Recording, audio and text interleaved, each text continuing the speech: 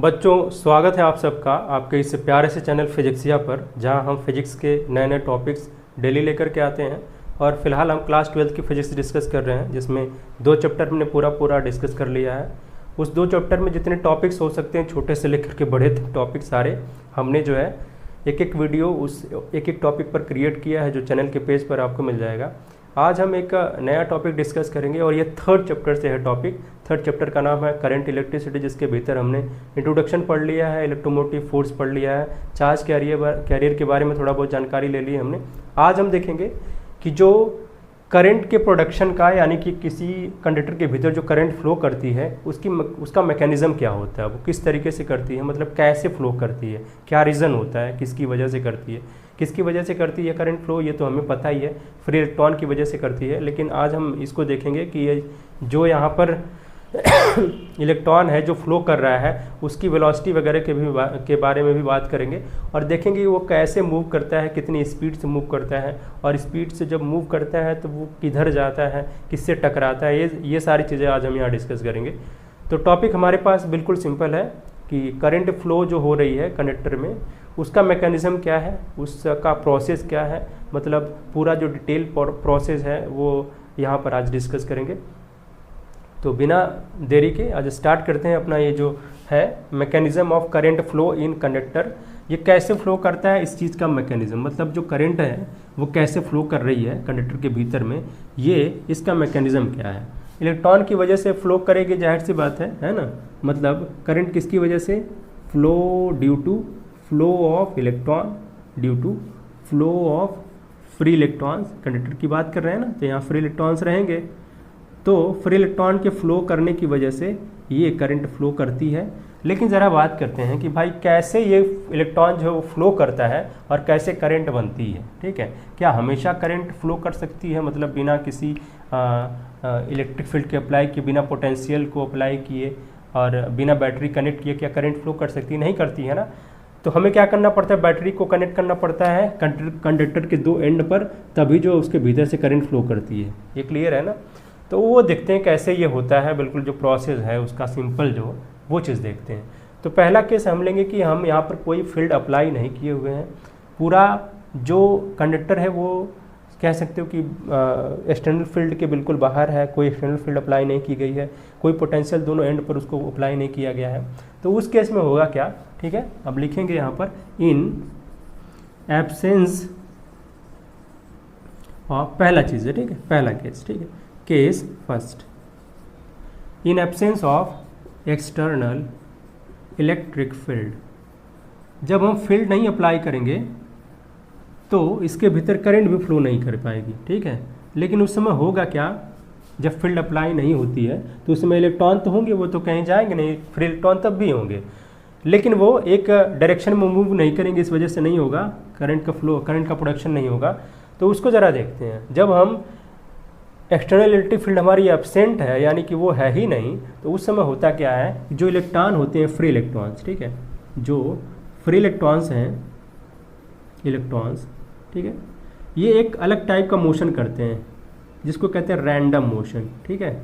Random motion, random का मतलब समझ में आ गया कि इधर उधर, ठीक है, इधर उधर मतलब कोई फिक्स डायरेक्शन नहीं है, रैंडम मोशन करते हैं। लेकिन इनकी वेलोसिटी होती है बहुत तगड़ी वाली, ठीक है। क्या वेलोसिटी इनकी होती है, उसकी वेलोसिटी को अगर हम यू से रिप्रेजेंट करते हैं तो ये 100 किलोमीटर पर सेकेंड इनकी स्पीड होती है, और इसी स्पीड से रैंडमली मोशन मूव करते हैं। मतलब कोई फिक्स डायरेक्शन नहीं है, कभी इधर से इधर चले गए, कभी इधर से यहाँ चले आए, कोई जो इलेक्ट्रॉन ऐसे भाग रहा है, कोई इलेक्ट्रॉन ऐसे जा रहा है, ऐसे इस तरीके से। तो जब इस तरीके से मोशन करते हैं तो एक दूसरे से टकराएंगे भी, ठीक है। तो ये टकराते हैं, ठीक है, एक दूसरे से टकराते हैं। जब मोशन होता है इनका रैंडम मोशन, तो टकराते हैं। और ज़रा बात करते हैं कि मान लिया कि ये जो रैंडम मोशन है, इसमें स्पीड है इनकी, ठीक है, इसी स्पीड को हम कह सकते हैं कि रैंडम स्पीड कहेंगे, रैंडम स्पीड नहीं वेलोसिटी कहेंगे यहाँ पर, क्योंकि डायरेक्शन होती है इसकी। तो रैंडम वेलोसिटी, जो रैंडम वेलोसिटी है वो इनकी होती है 100 किलोमीटर पर सेकेंड के अबाउट, नियर अबाउट। और ये किसकी वजह से होती है, थर्मल एनर्जी की वजह से, ठीक है। जो थर्मल एनर्जी इनके पास होती है उसकी वजह से ये इतनी सारी जो वेलोसिटी है वो आ जाती है इनके पास। ऐसे हर इलेक्ट्रॉन के पास इतना ही होगा, ठीक है, मतलब उसका जो रैंडम वेलोसिटी होगी, ठीक है। तो ज़रा बात कर लेते हैं कि अगर इनके पास रैंडम वेलोसिटी है तो पहले वाले इलेक्ट्रॉन का सपोज दैट हम u1 रैंडम वेलोसिटी है, दूसरे का इस तरीके से u2 है, तीसरे का u3 है, और इस तरीके से हमारे जो कंडक्टर के भीतर में n इलेक्ट्रॉन्स हैं तो un ये रैंडम वेलोसिटी nth इलेक्ट्रॉन की हो जाएगी। इस तरीके से ये सारी जो इलेक्ट्रॉन्स हैं कंडक्टर के भीतर में उन सब का जो है रैंडम वेलोसिटी हमने यहाँ पर थर्मल एनर्जी की वजह से जो आया है वो मतलब यहाँ पर इलेक्ट्रिक फील्ड अप्लाई नहीं है लेकिन फिर भी इनके पास वो वेलोसिटी है। तो वेलोसिटी को अगर हम ऐड करते हैं, ठीक है, ये सारी वेलोसिटी को अगर हम ऐड करते हैं तो आपको क्या एवरेज नहीं मिलेगा, ठीक है, ये क्या मिलेगा, average velocity, average random velocity, random velocity. अगर इसकी बात करते हैं तो u से रिप्रेजेंट करेंगे और यहाँ होगा क्या, u1 plus u2 plus u3, mu नहीं u3, इस तरीके से प्लस डॉट डॉट करके un, अगर n इलेक्ट्रॉन है तो, ठीक है। एवरेज की बात करेंगे तो यहाँ जितने इलेक्ट्रॉन उससे डिवाइड करेंगे, ठीक है ना। अब देखें ज़रा होता क्या है कि कोई इलेक्ट्रॉन मान लिया ये u1 इसकी स्पीड है, ठीक है, और इसकी स्पीड u2 है, इसकी u3 स्पीड है, इसकी u4 है। तो होता क्या है कि ये रैंडमली बिना किसी डायरेक्शन के मूव करते हैं। तो इसमें से ये जो इलेक्ट्रॉन दिखाई दे रहा है इधर मूव कर रहा है, तो इसमें से कोई ना कोई और ऐसा इलेक्ट्रॉन होगा जो बिल्कुल जो है इसकी अपोजिट डायरेक्शन में ऐसे मूव कर रहा होगा। तो इसकी वेलोसिटी क्या करेंगे हम, मान लिया वो 5वां इलेक्ट्रॉन है तो u5 कर लेंगे, माइनस u5 करेंगे, क्यों, इसकी डायरेक्शन अपोजिट है, इसकी अपोजिट है तो माइनस u5 कर सकते हैं। इस u2 का भी कोई ऐसा पेयर होगा ज़रूर जो इसकी जस्ट अपोजिट डायरेक्शन में ऐसे मूव कर रहा होगा, ठीक है। मान लिया कि वो जो है u3 अपना u6 है तो माइनस u6 लिखेंगे, ठीक है। और सबकी वेलोसिटी बराबर ही होती है, ठीक है, सबकी वेलोसिटी बराबर होती है। और ये जब बराबर वेलोसिटी होती है तो ये वाला जो u1 है ये पॉजिटिव है, तो यहाँ जो हम यहाँ पर u6 लिखेंगे, u5 लिखेंगे, इसके साथ हमने कहा कि ये u1 u2 u3 इस तरीके से सब बराबर ही हैं, ठीक है। तो ये माइनस में आ गया, इसके साथ ये कट जाएगा, वैसे u2 इस u6 वाले से कट जाएगा आएगा, तो इस तरीके से सब जो है ज़ीरो हो जाएंगे, ठीक है। और इस वजह से जो एवरेज रैंडम वेलोसिटी आएगी वो ज़ीरो आएगी, ठीक है, एवरेज रैंडम वेलोसिटी ज़ीरो आएगी। वेलोसिटी एक वेक्टर होता है, तो यहाँ ये वेक्टर हम ऐसे लिख सकते हैं, चाहे ऐसे दिखा दें, ठीक है, इसके ऊपर तीर बना करके ये वेक्टर क्वांटिटी है। तो जो एवरेज रैंडम वेलोसिटी है जब कोई फील्ड अप्लाई नहीं की गई है इलेक्ट्रॉन्स की तो वो ज़ीरो आती है, ठीक है। अब ज़रा बात करते हैं दूसरा जो केस लेंगे हम, केस सेकंड लेंगे जो, ठीक है, in presence of external electric field. जो एक्सटर्नल इलेक्ट्रिक फील्ड है उसकी प्रेजेंस में क्या होता है, क्या सीन यहाँ प्रोड्यूस होता है उसको देखते हैं ज़रा। अब सीन थोड़ा डिफरेंट हो जाएगा। क्या डिफरेंट होगा भाई, अब इनको जो है जो एक्सटर्नल इलेक्ट्रिक फील्ड हमने अप्लाई कर दिया है तो जो वेलोसिटी रैंडम थी ना वो एक डायरेक्शन में हो जाएगा, ठीक है। यानी कि जो अब डायरेक्शन कौन सी होगी, देखो अगर मान लिया हमने इस तरीके से इलेक्ट्रिक फील्ड अपनी है तो जो इलेक्ट्रॉन मूव करेगा वो इस तरीके से मूव करेगा। ये जो इलेक्ट्रॉन है, इलेक्ट्रॉन जो है वो अपना इसकी अपोजिट डायरेक्शन में मूव करेगा, इलेक्ट्रिक फील्ड के अपोजिट डायरेक्शन में मूव करेगा, ठीक है। यानी कि अगर हम बात करें कि पहले इलेक्ट्रॉन की जो वेलोसिटी है वो इस तरीके से हो जाएगी और दूसरे इलेक्ट्रॉन की इस तरीके से u2 हो जाएगी इसी डायरेक्शन में, इसके अपोजिट डायरेक्शन में, इलेक्ट्रिक फील्ड के अपोजिट डायरेक्शन में, और ऐसे ही सबकी वेलोसिटी जो है इलेक्ट्रिक फील्ड के अपोजिट डायरेक्शन में मूव करने लगेंगे। ऐसा क्यों होता है, इसका रीज़न भी है, देखो ज़रा, क्योंकि जो ये इलेक्ट्रिक फील्ड है सपोज दैट कि कैसे प्रोड्यूस हुई होगी ये। अगर हम जानते हैं कि इलेक्ट्रिक फील्ड अगर पॉइंट चार्ज है, अगर ये पॉजिटिव चार्ज है और यहाँ नेगेटिव चार्ज है तो होता क्या कि पॉजिटिव से नेगेटिव तरफ होती है अपनी इलेक्ट्रिक फील्ड की डायरेक्शन। तो ये इस तरीके से डायरेक्शन है इसकी, यहाँ पॉजिटिव चार्ज रहा होगा और यहाँ नेगेटिव चार्ज रहा होगा, तब ये इलेक्ट्रिक फील्ड इधर आई है, ये डायरेक्शन आई है। अब बताओ ये जो इलेक्ट्रॉन है वो इधर पॉजिटिव की तरफ ही तो मूव करेगा, इसलिए कहा जाता है कि जो इलेक्ट्रॉन की यहाँ पर जो फील्ड अप्लाई करने के बाद जो इलेक्ट्रॉन की डायरेक्शन होगी मोशन की जो मूव करेगा वो इलेक्ट्रिक फील्ड के डायरेक्शन के अपोजिट डायरेक्शन में। क्यों, क्योंकि इधर पॉजिटिव है तो इलेक्ट्रॉन जाहिर सी बात है पॉजिटिव की तरफ जाएगा, नेगेटिव तरफ नहीं जाएगा, ठीक है। इस वजह से हम कहते हैं कि भाई इलेक्ट्रिक फील्ड जो है वो इलेक्ट्रॉन के मोशन के अपोजिट डायरेक्शन में होती है, या फिर कहें जो इलेक्ट्रॉन है वो इलेक्ट्रिक फील्ड के अपोजिट डायरेक्शन में मूव करता है। ये हो गया। अगर अब इनको डायरेक्शन मिल गए, जैसे हमने इलेक्ट्रिक फील्ड अप्लाई किया इनको डायरेक्शन मिल गई, एक स्पेसिफिक डायरेक्शन मिल गई और सारे जो इलेक्ट्रॉन है एक ही डायरेक्शन में मूव कर रहे हैं। अब देखिए होता क्या कि जब ये मूव करेंगे तो फिर से क्या होगा, कहीं ना कहीं टकराएंगे किसी से। अब किससे किससे टकरा सकते हैं, ये कोलाइड करते हैं, ठीक है। इनका जो है ये कोलिजन होता है, मतलब दे कोलाइड विद पॉजिटिव एटम, जो पॉजिटिव एटम, क्योंकि जहाँ से इलेक्ट्रॉन निकले हुए हैं वो पॉजिटिव एटम बन चुका है, एंड विद अनदर, जो दूसरे इलेक्ट्रॉन हैं घूम रहे हैं मटेरियल के भीतर, उनसे भी ये टकराते हैं। मतलब दोनों चीज़ों से टकरा सकते हैं, पॉजिटिव एटम से भी और फिर नेगेटिव इलेक्ट्रॉन से भी ये टकरा सकते हैं। तो जब टकराते हैं ना, तो अब देखो ज़रा टकराने का जो सीन है उसको बनाते हैं। यहाँ पर ऊपर से थोड़ा सा मिटा देते हैं।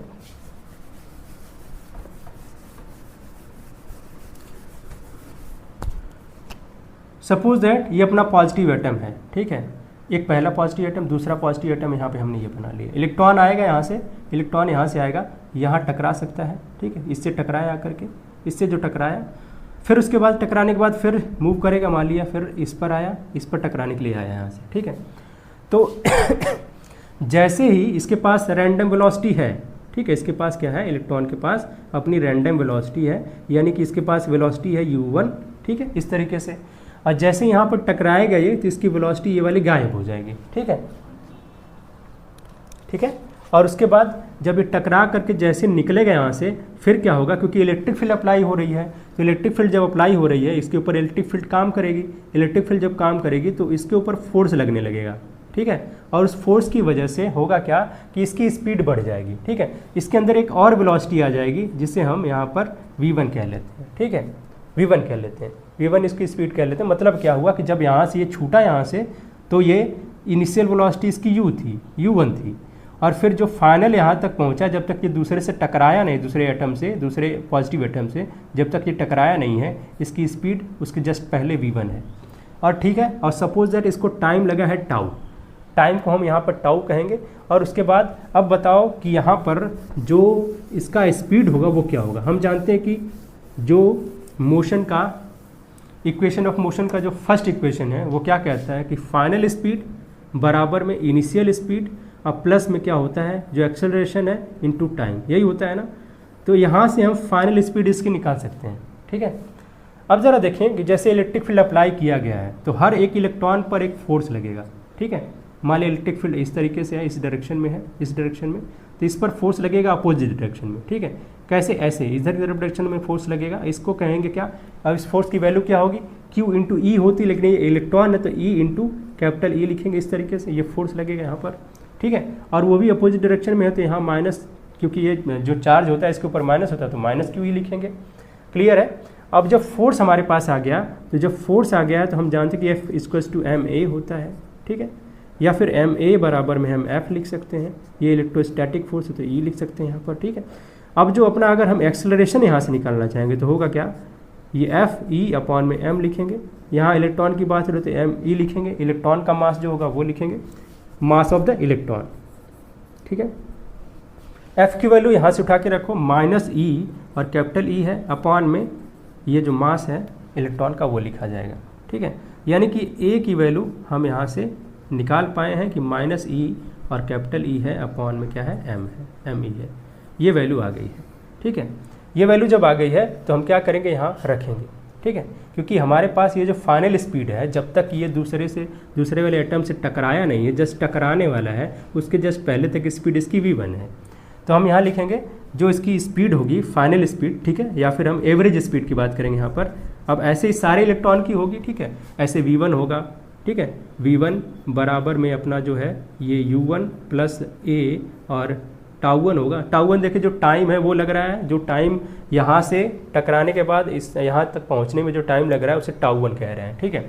और ऐसे ही ये जो v2 है वो हो जाएगा u2 प्लस a, क्योंकि एक्सेलरेशन सबका बराबर है, ठीक है, एक्सेलरेशन सबका बराबर है, ये यहाँ पर हो जाएगा टाउ2।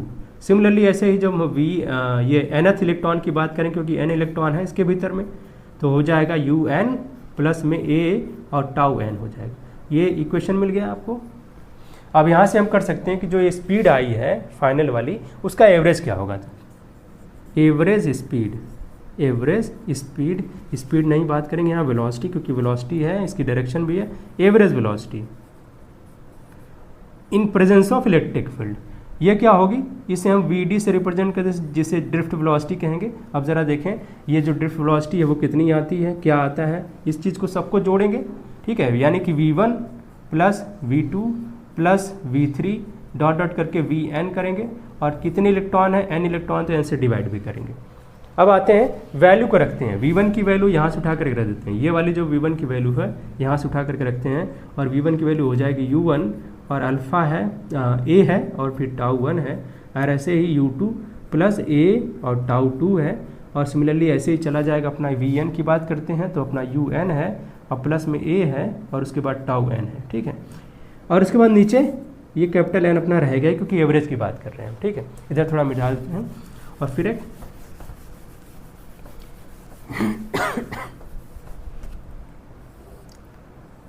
इतना हो गया। अब ज़रा देखें ये जो u1 है और u2, इस तरीके से सबको u1, u2, u3, u4, u5 और un तक सबको अलग कर लेते हैं। मतलब ये जो vd आया अपना ड्रिफ्ट वेलोसिटी, वो क्या आएगी, u1 प्लस u2 प्लस ऐसे डॉट डॉट करके कहाँ तक, un तक अलग कर लिया भाई हमने इसी में से। और उसके बाद बचा जो है उसको क्या करते हैं, हर जगह देखें अल्फ़ा, ये ए कॉमन है, अल्फ़ा नहीं है, ए है, एक्सेलरेशन कॉमन है, तो उसके एक्सेलरेशन को हम अलग कर लेते हैं। बाकी बचा क्या है, tau 1 plus tau 2 plus dot dot करके क्या होगा, टाउ n होगा, इसको अलग कर लिया भाई हमने। और नीचे जो अपना n है उसको रखेंगे, ये रखेंगे, ठीक है। अब क्या करते हैं कि हम इस n को भी बांट देते हैं, ठीक है। इसके लिए अलग n से डिवाइड कर देते हैं, और ये जो पार्ट है इसके लिए n से अलग डिवाइड कर देते हैं, ठीक है। दो पार्ट में बदल के ऐसा कर सकते हैं हम।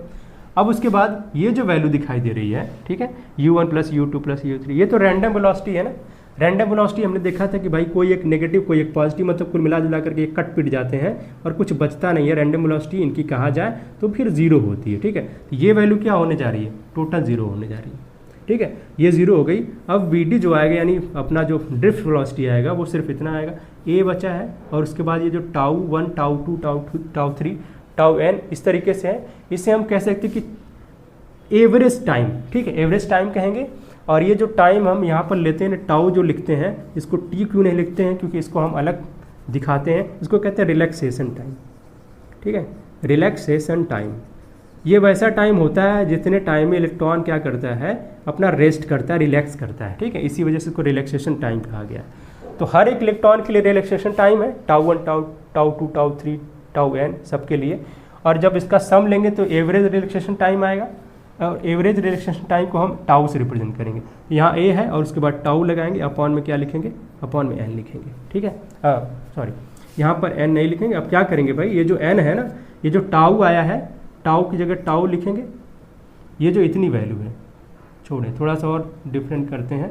यहाँ पर क्या है, ये जो इसको ये निकाल लिया, और बाकी ये जो देख रहे हैं ये एवरेज आ गया है कि नहीं, एवरेज रिलैक्सेशन टाइम आया कि नहीं, क्योंकि जब n से डिवाइड कर दिए हम, n इलेक्ट्रॉन थे और सबका जो रिलैक्सेशन टाइम है सबको जोड़ करके n से डिवाइड कर दिया, तो ये वाला जो पार्ट है वो एवरेज रिलैक्सेशन टाइम आएगा, टाउ ये आएगा, ठीक है। ये यहाँ पर क्या करेंगे, सिर्फ टाउ लिख देंगे।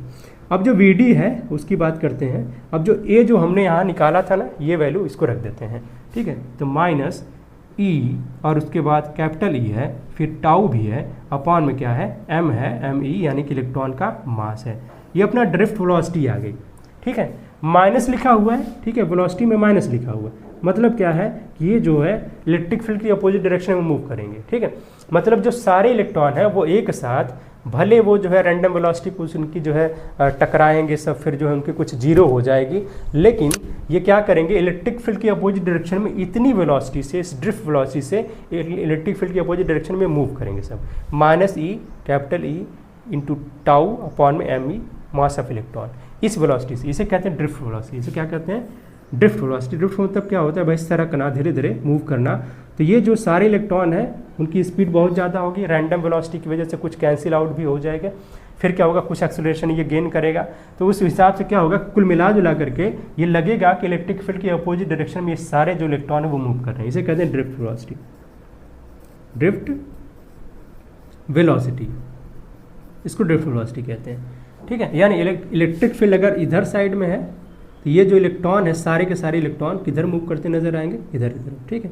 इसी वी डी से सारे इलेक्ट्रॉन, ठीक है, सारे इलेक्ट्रॉन की बात करेंगे तो हम यहाँ एन ई लिखते हैं कि नहीं, नंबर ऑफ इलेक्ट्रॉन अपने ये है, एन ई से मल्टीप्लाई कर देते हैं, सारे इलेक्ट्रॉन इधर मूव करते हुए नजर आएंगे, इसको कहते हैं ड्रिफ्टिंग, ठीक है, ड्रिफ्टिंग। तो ये हुआ ड्रिफ्ट वेलोसिटी, जिसे हमने यहाँ से देखा कि mechanism of current flow in conductor. अब जब ऐसे इलेक्ट्रॉन मूव करेंगे तो इलेक्ट्रॉन के मूव करने के अपोजिट डायरेक्शन में करंट मूव करती है, तो करंट जो है इधर इलेक्ट्रिक फील्ड की डायरेक्शन में मूव करना शुरू कर देगी, ठीक है। और यही जो फ्री इलेक्ट्रॉन्स हैं, ठीक है, हमने देखा कि रैंडम वेलोसिटी इनकी कुल मिला जुला करके 0 हो जा रही थी, और फाइनली जो इनको वेलोसिटी मिल रही थी। अब देखिए होता क्या है यहाँ पर, जैसे यहाँ पर ये टकराए, ठीक है, टकराए यहाँ पर जैसे टकराएंगे तो इनकी वेलोसिटी, ये वाली जो वेलोसिटी है ना, ये जो फाइनल वेलोसिटी है, जो अलग टाइप की वेलोसिटी आ रही है, जो टकराने की वजह, जो इस फील्ड की वजह से है, ठीक है, v1, ये 0 हो जाती है। सिर्फ बचता क्या, इसके पास रैंडम वेलोसिटी बचती है, ठीक है। मतलब क्या हुआ, जैसे यहाँ पर यहाँ से टकरा करके टकराए और 0 हो गया, जैसे ये आगे निकला इलेक्ट्रॉन ने यहाँ पर आया, ऐसे निकला यहाँ थोड़ा सा आगे आया, इसके ऊपर इलेक्ट्रिक फील्ड काम करने लगती है। मतलब ये वाला फोर्स जो दिखाया था हमने क्या बताया था, अपना जो फोर्स है QE, हाँ ये ई स्मॉल ई और कैपिटल ई, मतलब QE जो फोर्स लग रहा है इलेक्ट्रिक फील्ड की वजह से, वो फोर्स इस पर काम करना शुरू कर देगा, वो फोर्स यहाँ पर काम करना शुरू कर देगा, और उसकी फोर्स की वजह से अपना जो v1 वेलोसिटी है ना इसके अंदर आ जाएगी, ठीक है, इसके अंदर v1 वेलोसिटी आएगी। लेकिन जैसे ही फिर दूसरे एटम से या फिर इलेक्ट्रॉन से टकराएगा, फिर से ये जो वेलोसिटी है इसकी 0 हो जाएगी, रैंडम वेलोसिटी पे आ जाएगा ये, मतलब, ठीक है। और यही प्रोसेस बार बार होता रहेगा, और इसी वजह से क्या होता है, अच्छा हाँ, बीच में देखें क्या है कि भाई अपना जिसके पास जो वेलोसिटी बढ़ रही है ना, तो एक्सेलरेशन आ जाएगा। एक्सेलरेशन में बताया कि एक्सेलरेशन की वैल्यू क्या होती है, ये चीज़, ठीक है। तो इसी बीच में क्या होता है, ये इसकी स्पीड बढ़ती भी है, और जैसे टकराता है फिर इसकी स्पीड रैंडम 0 हो जाती है, ठीक है। और फिर से दूसरे से फिर जब टकरा करके निकलेगा तो इलेक्ट्रिक फील्ड की वजह से फिर उसकी स्पीड बढ़ जाएगा, उसके अंदर एक्सेलरेशन आ जाएगा। और जो टाइम है इसके बीच में, इन दोनों कोलिजन के बीच में, इसे कहते हैं रिलैक्सेशन टाइम। इसी वजह से कहा जाता है ये टाइम, रिलैक्सेशन टाइम क्यों कहते हैं, the time between two successive collision. जो दो कोलिजन है, अगर लाइन से हम कोलिजन की बात करेंगे कि कैसे कैसे टकराया है, अगर क्रम में बात करेंगे तो जो सक्सेसिव कोलिजन है, दो कोलिजन है, उनके बीच में जो टाइम उसको मिल रहा है उसे कहेंगे रिलैक्सेशन टाइम। मतलब वो जो टाइम है ये रिलैक्स करने का टाइम, इलेक्ट्रॉन यहाँ पर रिलैक्स कर रहा है जब तक ये टकरा नहीं रहा है, ठीक है। टकराएगा तो रिलैक्स कहाँ करेगा, फिर से क्या होगा, उसकी स्पीड कम हो जाएगी, और फिर वो रिलैक्सेशन, थोड़ी टकराने को थोड़ी रिलैक्सेशन कहते हैं। रिलैक्सेशन का मतलब क्या होगा कि भाई कोई हमसे नहीं टकरा रहा है, हम भी किसी से टकरा नहीं रहे हैं, आराम से हम बैठे हैं, वो भी आराम से बैठा हुआ है, ठीक है, इसे कहते हैं रिलैक्सेशन टाइम।